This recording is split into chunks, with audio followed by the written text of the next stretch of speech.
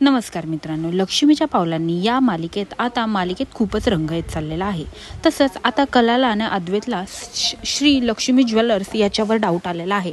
आता कला आणि अद्वैत दोघंही म्हणतात की आता आपल्याला काही करून लक्ष्मी ज्वेलर्सवाल्याची चौकशी केलीच पाहिजे, जेणेकरून आपल्याला एक एक धागा मिळून जाईल आणि आपण मेनच धागा सोडलेला आहे, त्यामुळे लक्ष्मी ज्वेलर्सला असं सोडून आपल्याला चालणार नाही.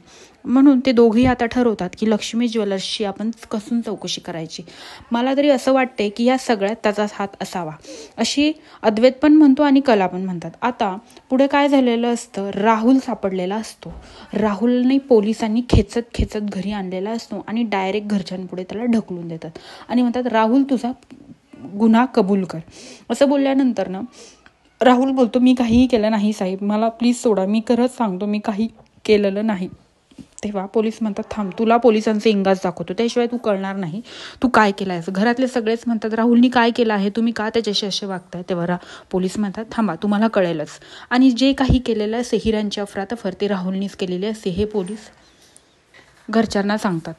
आता कला खूप चिडलेली असते. कला राहुलला ओढते आणि खनक्याने कानाखाली त्याच्या लावून देते.